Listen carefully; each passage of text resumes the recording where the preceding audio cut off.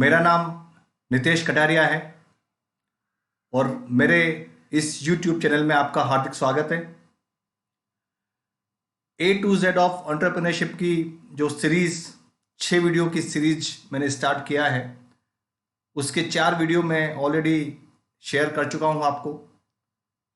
आशा है ये वीडियोस आपको काफ़ी पसंद आए होंगे और आपकी एंटरप्रेन्योरशिप जर्नी में इनका कुछ यूज़ हो रहा होगा। इसी कड़ी में आज मैं इस सीरीज का 5वां वीडियो आपके साथ शेयर कर रहा हूं। तो इसको शेयर करने से पहले अपन एक रिकैप ले लेते हैं कि जो पिछले 4 वीडियो थे उसमें मैंने आपके साथ क्या शेयर किया है।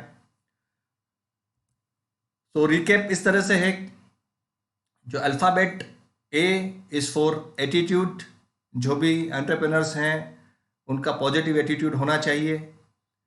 B is for business plan, there should be robust business plan, एक इफेक्टिव बिजनेस प्लान होना चाहिए।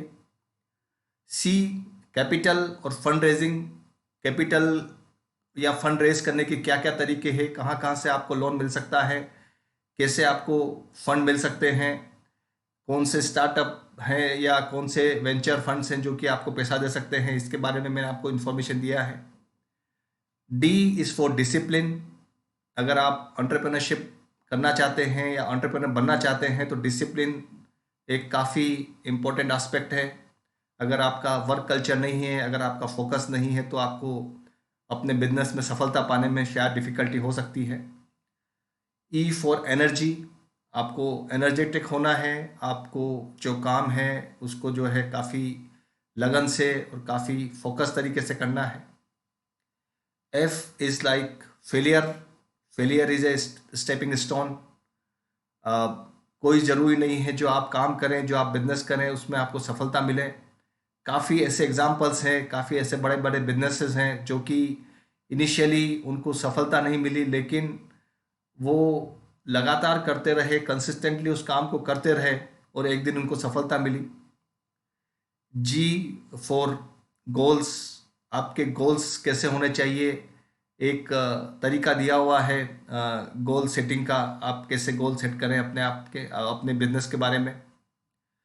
H is for honesty. So मेरा ये मानना है कि बिजनेस में ऑनेस्टी, इंटीग्रिटी और क्रेडिट वर्दीनेस बहुत ज़रूरी है। आपकी एक गुडविल होना चाहिए। अगर आपका गुडविल है मार्केट में, अगर आप अपने बिजनेस को एक अच्छे तरीके से करते हैं, एक ऑनेस्टली करते हैं, तो उसका बेनिफिट लॉन्ग टर्म में ज़रूर मिलता है। शॉर्ट टर्म के बारे में मत सोचिए, you need to focus on the long term gains. Then next alphabet is I is for idea to execution. कई बार अपने पास कई अच्छे आइडियाज़ होते हैं लेकिन उनका एग्जीक्यूशन जो है इफेक्टिवली नहीं हो पाता है और उसके कारण वो फेल हो जाता है, उसके कारण उसमें सफलता नहीं मिल पाती है। Next alphabet is J is for judicious decisions. आपको अपने बिजनेस में, अपने एंटरप्रेन्योरशिप जर्नी में कई डिसीजंस लेने पड़ते हैं और अगर आप डिसीजंस नहीं लेते हैं, अगर आप जुडिशियस डिसीजन नहीं लेते हैं तो आपका बिजनेस में सफल होना या सक्सेसफुल होने में प्रॉब्लम होती है। जुडिशियस डिसीजंस या डिसीजन मेकिंग का मतलब है आप नंबर ऑफ डिसीजंस कितने लेते हैं। अगर आप 10 डिसीजन ले रहे हैं और 10 में से अगर आपके 7 या 8 भी अगर सक्सेसफुल हो रहे हैं या उसमें आपको बेहतर सफलता मिल रही है तो अच्छा है, बनिस्पत इसके कि आप 1 या 2 डिसीजन लें और वो सफल रहें। सो एक स्टडी के हिसाब से आप देखेंगे तो जो जितने ज़्यादा डिसीजंस कोई एंटरप्रेन्योर या बिजनेस मैन ने लिए हैं तो उसमें ज़्यादा सफलता प्राप्त करने की उसमें गुंजाइश रही है। के इज़ फॉर नॉलेज। नॉलेज, आपको हर समय अपना एक जो नॉलेज है उसको बढ़ाने की ज़रूरत है। आप उसको नॉलेज को गेन करिए, नॉलेज को शेयर करिए और नॉलेज इज़ द वेल्थ, जैसा मैंने कहा है। L is for leadership. Leadership के कई तरीके हैं, आप अपने लीडरशिप का किस हिसाब से इस्तेमाल करके जो अपने सबऑर्डिनेट्स हैं या अपने टीम मेंबर्स हैं या अपने वेंडर्स हैं, अपने कस्टमर्स हैं, उनके साथ कैसे एक रिलेशनशिप बिल्डअप करते हैं, वो एक बड़ा इम्पोर्टेंट एस्पेक्ट है। M is for mentors. आपको अपने बिजनेस के लिए, आपके अपने एंटरप्रेन्योरशिप के लिए कुछ मेंटर्स की ज़रूरत होगी। आप मेंटर्स को चूज करिए, अच्छे मेंटर्स का सिलेक्शन कीजिए, उनसे सलाह लीजिए, उनसे कंसल्टेंसी लीजिए। और ये एक लर्निंग कर्व है, आपको हमेशा मेंटर्स की ज़रूरत रहेगी, क्योंकि जो चीज़ एक्सपीरियंस से आती है वो हो सकता है आपको अपना जो एजुकेशन लिया है या जो अपना नॉलेज बेस है उससे कहीं कभी नहीं आती है। तो आपको मेंटर्स की ज़रूरत ज़िंदगी के या अपने एंटरप्रेन्योरशिप जर्नी के हर मोड़ पे रहेगी। N is for networking.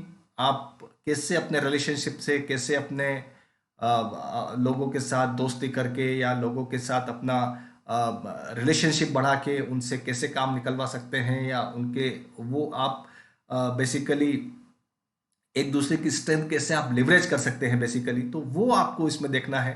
तो नेटवर्किंग ऑलवेज वर्क्स, आप इस पे ध्यान दे सकते हैं।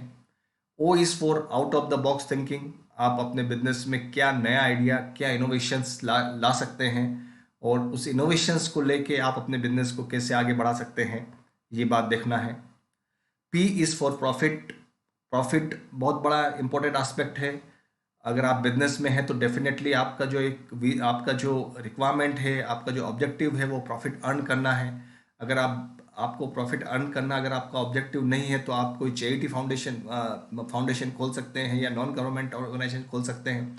लेकिन अगर आप बिजनेस में आए हैं तो आपका एक जो ऑब्जेक्टिव होना चाहिए वो प्रॉफिट मेकिंग होना चाहिए। And Q for quality. आप अपने प्रोडक्ट या अपने सर्विसेज में कैसे सुपीरियर क्वालिटी दे के कस्टमर को बना सकते हैं। और जैसा मैंने कहा है कि अगर कस्टमर आपका ब्रांड एम्बेसडर बन जाता है, आपकी कंपनी का प्रमोशन वो खुद आपका कस्टमर करता है, तो आपको मार्केटिंग एक्सपेंडिचर करना उसमें पैसा खर्च करना कम हो जाता है। तो आप अपने कस्टमर को कैसे डिलाइट करते हैं, कैसे अच्छी सर्विसेज देते हैं, इस पे डिपेंड करता है आपका जो बिजनेस है या आपका जो वेंचर है वो आगे कहाँ तक लेके जाता है। सो ये जो मैंने 4 वीडियोस आपके साथ शेयर किए हैं उसका एक जिस्ट है, उसका मैंने आपको एक सार बताया है कि उसमें क्या क्या मैंने आपके साथ शेयर किया है। सो आज के वीडियो में अपन शुरू करते हैं, हम लोग शुरू करते हैं कि नेक्स्ट अल्फ़ाबेट है आर। सो आर से शुरू करते हैं। So R is for return on investment. बहुत इंपॉर्टेंट एस्पेक्ट है रिटर्न ऑन इन्वेस्टमेंट, जो कई बिजनेसेस या कई एंटरप्रेन्योर्स इसका ध्यान नहीं रखते हैं।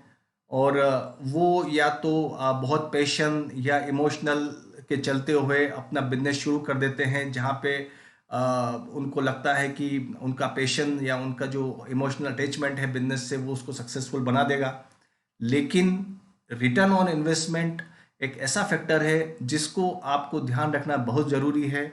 अगर आप बिजनेस कर रहे हैं, अगर आप उसमें कुछ इन्वेस्टमेंट कर रहे हैं, तो आपको कंपैरिजन करना है कि आप क्या बिजनेस करते हैं। अगर आपके पास 3 बिजनेस मॉडल्स हैं या 3 अलग अलग बिजनेसेस आप करने का 3 अलग अलग बिजनेस का ऑप्शन है आपके पास में, तो आपको यह देखना है कि किस बिजनेस में जो आप इन्वेस्टमेंट कर रहे हैं उसका रिटर्न मैक्सिमम मिलेगा। आप कुछ भी आप बिजनेस करें या कहीं आप अपना इन्वेस्टमेंट करें, चाहे शेयर मार्केट में करें या म्यूचुअल फंड में करें या प्रॉपर्टी में करें, तो आपका फर्स्ट ऑब्जेक्टिव होता है कि आपने जो पैसा लगा रहे हैं उसमें आपको रिटर्न कितना मिलने वाला है।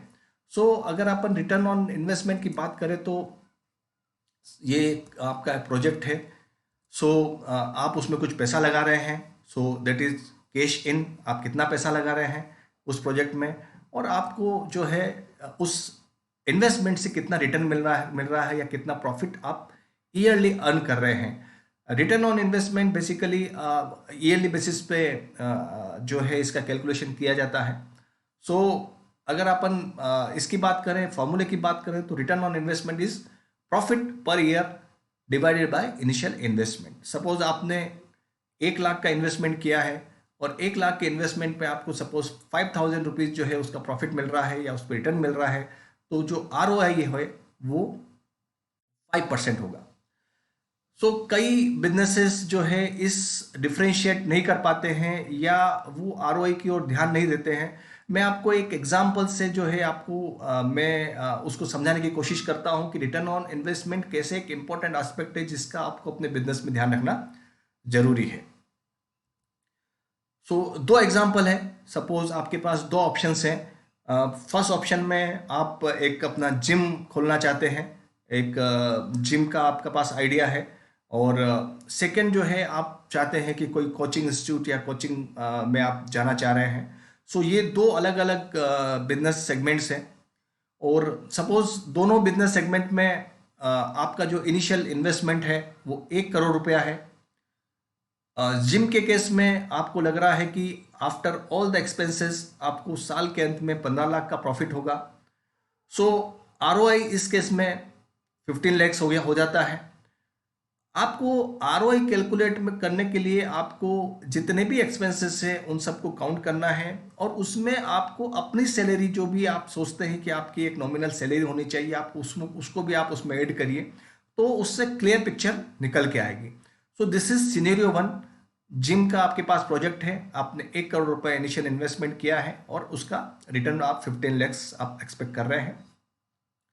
सीनियर 2 में आप देखेंगे तो सेम आप कोचिंग इंस्टीट्यूट में या कोचिंग सेंटर के लिए आपके पास इनिशियल इन्वेस्टमेंट जो है 1 करोड़ का लगा रहे हैं, और उसमें रिटर्न ऑफ इन्वेस्टमेंट या जो profit after all the expenses है वो 10 लाख एक्सपेक्टेड है। सो आरआई इज 10 लाख।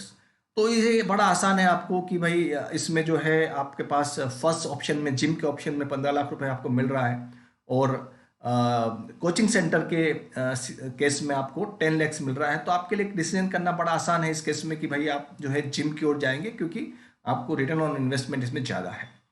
लेकिन सिनेरियो 3 में आप देखेंगे कि सपोज इनिशियली आपने 1 करोड़ रुपए का आपका रिक्वायरमेंट है, और आपने वो 1 करोड़ रुपया जो है आपने लोन पे लिया है या किसी बैंक से लिया है, तो डेफिनेटली उसका एक इंटरेस्ट होगा जो कि अपन कॉस्ट ऑफ कैपिटल उसके बोलते हैं।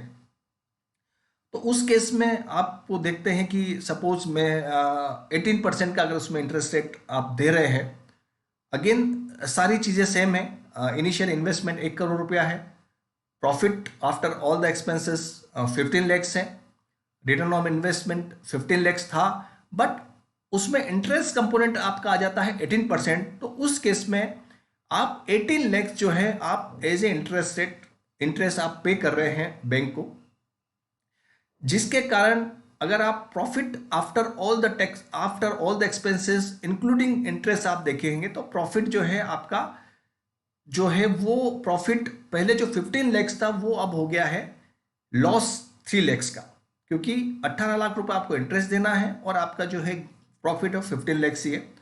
सो ये सीन पूरा चेंज हो जाता है, और 3 लाख का आपको जो है इसमें नुकसान हो रहा है। But in case of like coaching institute same, आपने 1 करोड़ रुपए का लोन लेते हैं आप, पहले profit after all the expense 10 lakh था, लेकिन इस केस में कोचिंग के केस में हो सकता है आपको कुछ गवर्नमेंट से सब्सिडी मिले या गवर्नमेंट से आपको बेटर इंटरेस्ट रेट मिला, और इस केस में आपको जो लोन लिया है उसका इंटरेस्ट रेट 7% है। इन the case of gym interest rate 18% था, लेकिन कोचिंग इंस्टीट्यूट के केस में आपका इंटरेस्ट रेट 7% है। सो आप 7 लाख का जो है आपका इंटरेस्ट आप पे कर रहे हैं।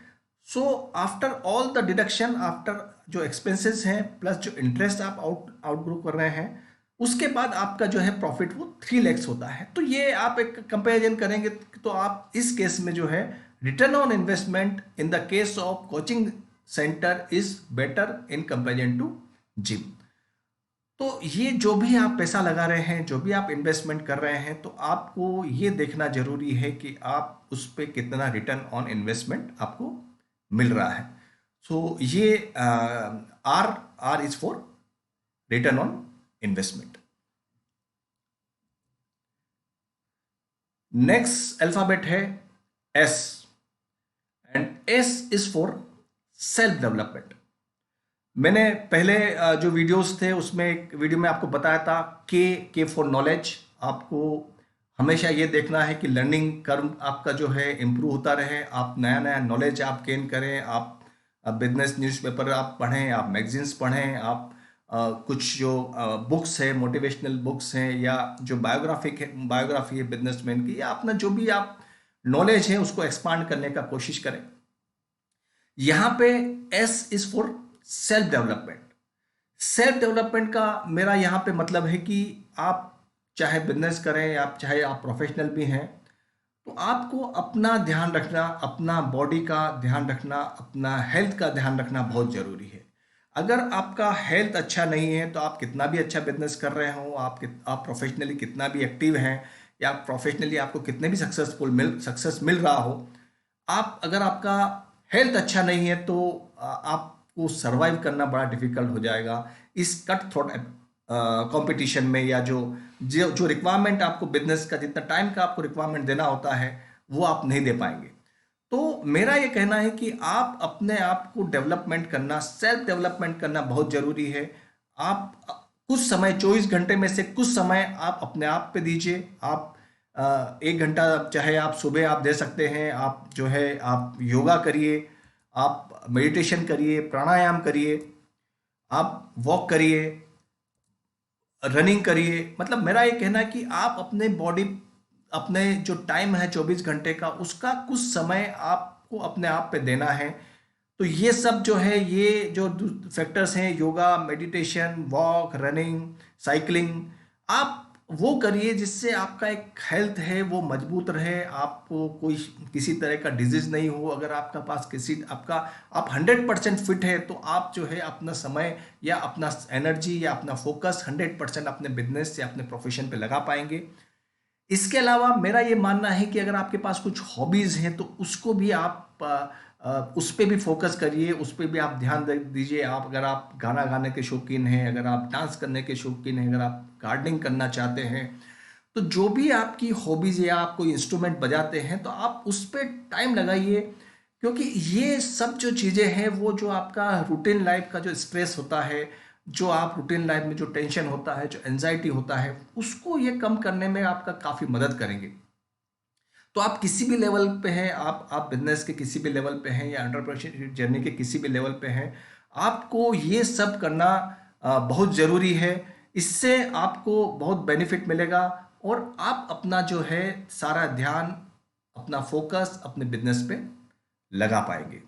सो ये था S for self development. And next alphabet is technology. Technology upgrade. दोस्तों, अगर मैं बात करता हूं आपको पिछले 20 से 25 सालों की, अगर मैं बात करूं तो पिछले 20 से 25 सालों में बिजनेसेस में इतने रैपिडली चेंज हुए हैं जो कि पिछले 100 साल में या 150 साल में नहीं हुए हैं।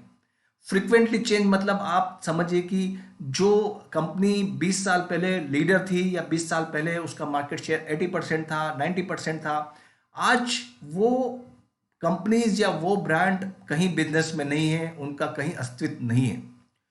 सो टेक्नोलॉजी अपग्रेड करना, यह आप देखेंगे change is the only constant. जो चेंज का स्पीड है वो इतना तेज हो गया है कि उसको उस स्पीड के साथ अपने आप को चलाना बहुत ज़रूरी है। अदरवाइज अगर आप उस टेक्नोलॉजी को में अपग्रेड नहीं कर पाए, या टेक्नोलॉजी का यूज़ नहीं कर पाए, तो अपना बिजनेस में सर्वाइव करना डिफिकल्ट होगा। मैं आपको कुछ एग्जांपल्स देता हूँ। लाइक जो आइकनिक ब्रांड थे, जो बहुत बड़े ब्रांड थे, बहुत बड़ी कंपनीज थी। नोकिया आप देखिए, आज से 10 साल 12 साल पहले Nokia was a big brand across the world. India में भी उसका मार्केट शेयर 80% के आसपास था। लेकिन आज की तारीख में वो कंपनी बंद हो चुकी है, वो बैंकरप्ट हो चुकी है, क्योंकि उसने अपने आप को चेंज नहीं किया। उसने केवल वॉइस के ऊपर ध्यान दिया। उसने ये एंटिसिपेट नहीं किया कि आने वाला टाइम डेटा का है, आने वाला टाइम जो है स्मार्टफोन्स का है।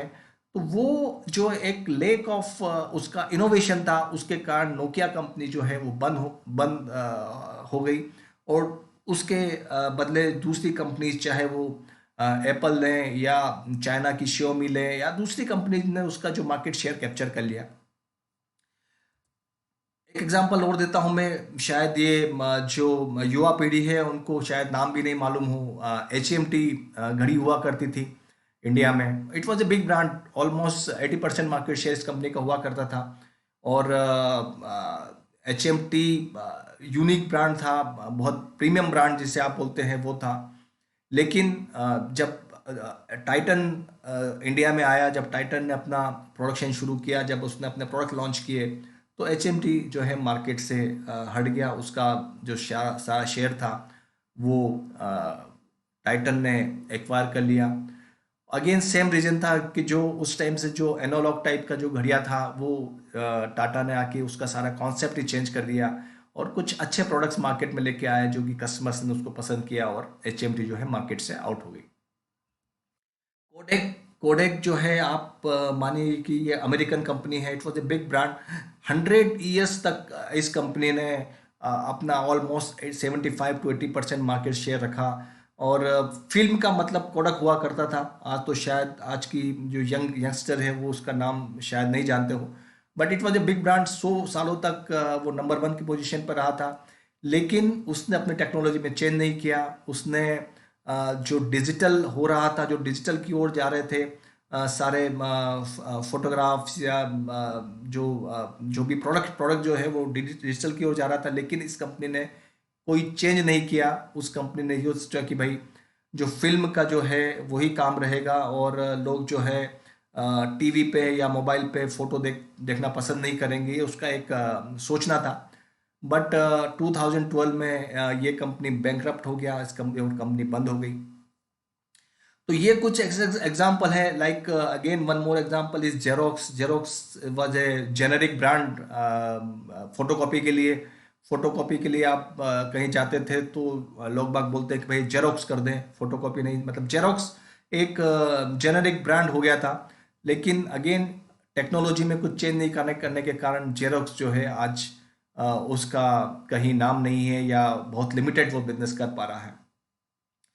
तो ये सारे एग्जाम्पल वो हैं जो कि जिन्होंने समय के साथ चेंज नहीं किया, जिन्होंने समय के साथ अपनी टेक्नोलॉजी में अपग्रेडेशन नहीं किया।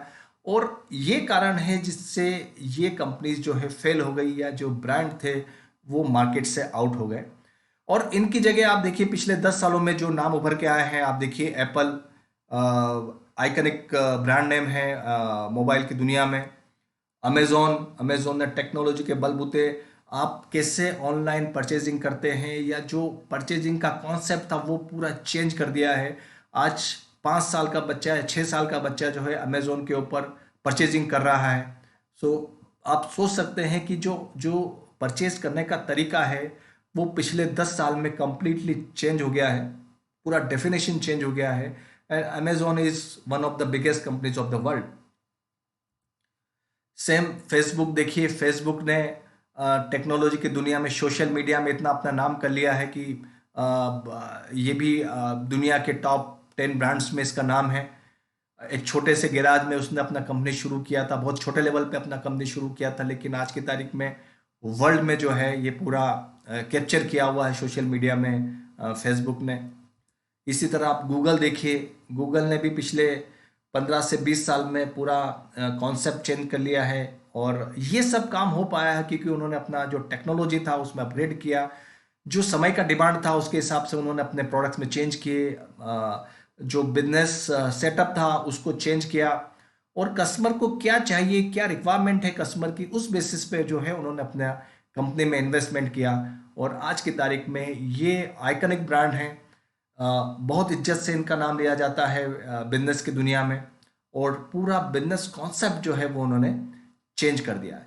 अगर आप देखेंगे कि आने वाला टाइम है ये और भी रैपिड इसमें चेंज होने वाला है। इसके रीजन से मैं आपको बताता हूँ क्या रीजन है जिसके कारण आने वाले टाइम में चेंज होने वाला है। रोबोटिक्स, आप देखेंगे जो रोबोट्स हैं ये जो मैन्युफैक्चरिंग में जो ब्लू कॉलर जॉब्स हैं या जो वर्कर लेवल के जॉब हैं उस पे बहुत बड़ा इम्पैक्ट जो है रोबोटिक्स लाने वाला है। क्योंकि आने वाले टाइम में हो सकता है कि जो ह्यूमन इंटरवेंशन है, जो फैक्ट्रीज में काम होता है जहाँ पे वर्कर्स का जरूर होता है, वो शायद रोबोटिक्स अपने ऊपर ले ले। और रोबोट्स जो है वो चाहे ऑटोमोबाइल हो या कोई और मैन्युफैक्चरिंग इंडस्ट्री हो उसमें शायद रोबोट्स का काम बढ़ जाए। क्लाउड कंप्यूटिंग देखिए, क्लाउड कंप्यूटिंग का भी बहुत बड़ा स्कोप जो है बहुत तेजी से बढ़ रहा है। ये जितने भी आप देखते हैं कि जो नए नए वेंचर्स स्टार्ट हुए हैं, चाहे फूड या आप देखिए ओला, उबर, उनमें क्लाउड कंप्यूटिंग का काफ़ी रोल है। मशीन लर्निंग और सेकंड आप देखेंगे कि आर्टिफिशियल इंटेलिजेंस, ये machine learning is part of artificial intelligence. So ये लोगों का कहना है, ये जो एक्सपर्ट है वो बताते हैं कि अगर मशीन लर्निंग और आर्टिफिशियल इंटेलिजेंस का सारा यूज़ होना शुरू कर हो जाएगा, तो जो प्रोफेशनल्स हैं या जो वाइट कॉलर जॉब्स हैं उनके ऊपर भी बहुत बड़ा खतरा हो सकता है, क्योंकि सारा काम आने वाले टाइम में जो है वो ऑटोमेटेड होगा, मशीन लर्निंग के थ्रू होगा या आर्टिफिशियल इंटेलिजेंस के थ्रू होगा। तो जो ब्लू कॉलर जॉब है उस पे काफ़ी कुछ खतरा आ सकता है। Then 3D printing is one of the emerging business segment, काफ़ी कुछ उस पे काम हो रहा है। आईओटी पे भी काफ़ी कुछ काम हो रहा है, काफ़ी इस पे रिसर्च चल रहा है और काफ़ी मैन्युफैक्चरिंग इंडस्ट्रीज भी है आईओटी पे इन्वॉल्वमेंट उनका बढ़ रहा है। तो ये सारे सेक्टर्स जो है आप देखिए, इनके आने के बाद में आने वाले समय में जो बिजनेस कॉन्सेप्ट है या जो बिजनेस करने का तरीका है वो कंप्लीटली चेंज हो जाएगा। सो जो आज एंटरप्रेन्योर्स हैं उनको भी ये सब चीज़ों का ध्यान रखना है कि आज से 5 साल पहले या आज से 10 साल पहले इंडस्ट्री का किस टाइप की इंडस्ट्री होगी, उसको ध्यान रख के अपने बिजनेस मॉडल को बनाना चाहिए। ये मेरा सोचना है। So this was T for technology upgradation and next is you you is upgrade your skills. तो पिछले वीडियो में जैसा मैंने बताया था, नॉलेज आपको एक्वायर करना जरूरी है। फिर सेल्फ डेवलपमेंट की मैंने बात किया था कि आपके अगर कुछ हॉबीज़ हैं उसको आपको डेवलप करिए। आप जो अपना जो स्वास्थ्य है, अपना जो हेल्थ है, आप उस पर ध्यान रखिए और जिससे कि आप अपना 100% फोकस बिजनेस पे कर पाए। सो अपग्रेड योर स्किल्स में मेरा ये सोचना है कि knowledge and skills are two different thing. Knowledge जो आपने एक बार किया है, आप उसको प्रैक्टिकली आप उसको कैसे यूज करेंगे, आपको मालूम है कि आपको कार कैसे चलाई जाती है, इसका ज्ञान है, इसका नॉलेज है, लेकिन आपको कार चलाने के लिए आपको स्टीयरिंग पकड़ना होगा, उसमें स्किल्स जो है आपको डेवलप करना पड़ेगा। So how to do things is skills. Skills में आप देखिए कि कई तरह की स्किल्स है, जो सॉफ्ट स्किल्स जिसे बोलते हैं अपन, वो डेवलप करना बहुत ज़रूरी है और वो जो आपकी एंटरप्रेन्योरशिप की जर्नी है उसमें बहुत यूजफुल, एक बहुत इंपॉर्टेंट रोल प्ले करेगी आपकी स्किल्स। आप अपना ईमेल कैसे लिखते हैं, आप how to write an effective email. Email लिखना ये भी एक आर्ट है, ये भी एक स्किल है। How to make a great presentation. आपको अपना बिजनेस प्लान आपको शेयर करना है या आपने बिजनेस का प्रेजेंटेशन देना है, तो आप उसको कैसे इफेक्टिवली या कैसे आप बहुत अच्छा प्रेजेंटेशन आप अपने जो या तो इन्वेस्टर्स हैं या जो बिजनेस एसोसिएट्स हैं या फ्यूचर इन्वेस्टर्स हैं, उनके सामने आप कैसे अपना प्रेजेंटेशन करते हैं, कैसे अपना जो है how to make a better business plan, how to improve communication skills, how to improve networking skills. तो ये सारी स्किल्स जो है वो आपको डेवलप करना जरूरी है, अपने आप को जो है ग्रूम करना जरूरी है, अपने आप की पर्सनालिटी डेवलपमेंट करना जरूरी है। आपको कहीं भाषण देना है या स्पीच देना है तो उसका तैयारी आप कैसे करेंगे, आप वो स्किल कैसे डेवलप करेंगे, क्योंकि ये सारी आपकी पर्सनालिटी का एक पार्ट है और उस पर्सनालिटी के पार्ट पे आपका जो बिजनेस वेंचर है उस पे भी कहीं ना कहीं इम्पेक्ट आने वाला है। अगर आप इन सब बातों पे ध्यान रखते हैं, अगर आप अपना स्किल्स जो है वो डेवलप करते हैं, डिफरेंट स्किल सेट जो है आप डेवलप करते हैं, तो definitely it will be useful for your entrepreneurship journey. So one has to improve their skill set और उस बेसिस पे जो है वो स्किल सेट को अपने बिजनेस में इम्प्लीमेंट करना जरूरी है। एक बहुत मोटिवेशनल एक पोस्टर है, आप देख रहे हैं, ये 1.01 रेस टू 365 इक्वल्स टू 37.8।